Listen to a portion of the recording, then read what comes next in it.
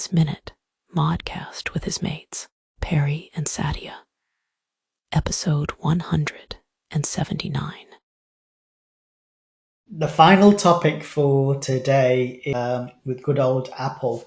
Being a super early adopter again, and 2006 when the iPhone first came out, I was like, what is this? Let's have that. And obviously now there's a iPhone 17 coming around the corner. And you'll have seen that, they made those big announcements last year in terms of how many times they said the word AI and how they were really upgrading Siri and all of the stuff, but it'll only work on these phones. And then now we've had our iPhone 16s for about a year, and most of the stuff doesn't actually still exist. Apple have always been like an organization that's kind of comes in a little bit later, but then typically dominates the market.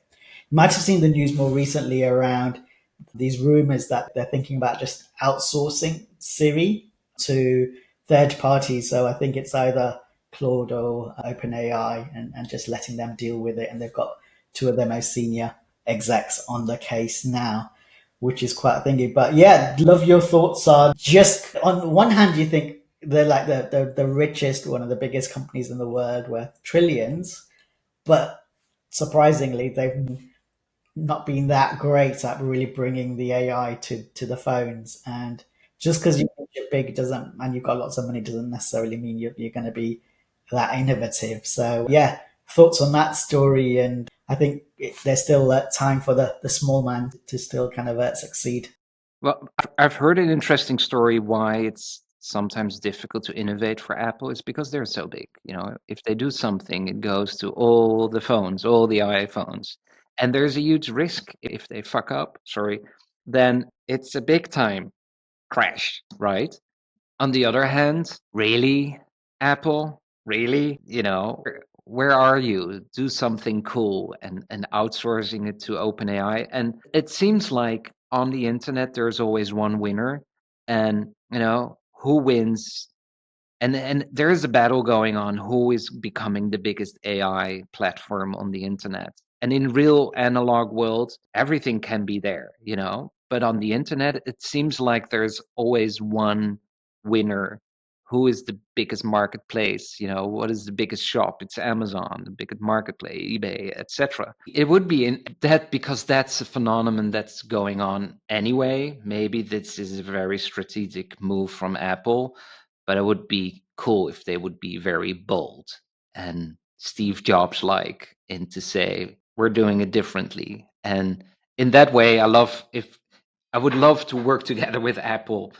This is ridiculous, of course. They have so many good people, and who am I, and who is the Octopus Movement? But we have some really cool different thinkers with us. So how cool would it be to really create something awesome?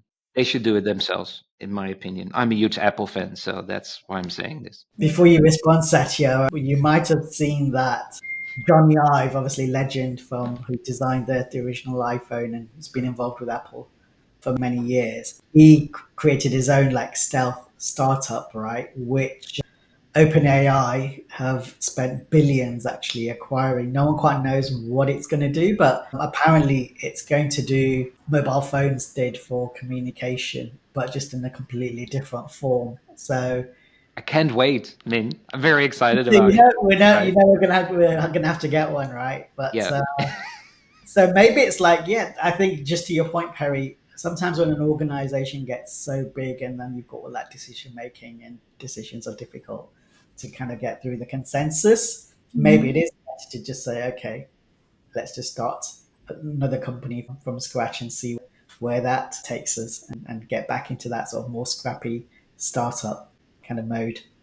Go for it, Seth. Yes, this reminds me of the book written by Clayton Christensen on disruptive strategy, wherein if it becomes too big to be like you see that things can be disrupted no matter how big it is. Of course, the classical examples have been Blockbuster and Xerox and Kodak. However, it also is to be noted that none of these companies when failed because they didn't try. They tried. It's just that, as Dr. Perry and you have saying, like you have to think differently many times, and the risk is too high in a short term because there are so many people whom you have to give your salaries. There are so many people whom you have to serve, like the customers, and we're talking about trillions of dollars.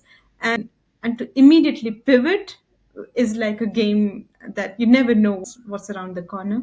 And the book really suggests to have like small ships that are created who will find, okay, what's the next destination, come back, take the bigger ship to that destination.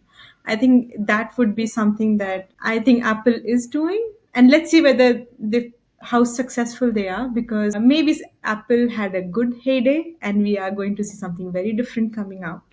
Everything has its timeline. And when I heard about the news of Anthropic Cloud AI or OpenAI, I was like, Apple is a closed company. It has a closed system. It does not have an open system. I do not know how would they really would integrate OpenAI kind of tools to their phones. Also, is something I want to really understand whether it's an experiment that they're doing, maybe for a year to get the data, and then they would have a way to disrupt out of it. Is something that one part of my thinking goes. The other is, as you said, meant to have a founder who is thinking differently. Maybe you never know. There are many such ships, and we just are knowing two or three out of them. Many that are doing that.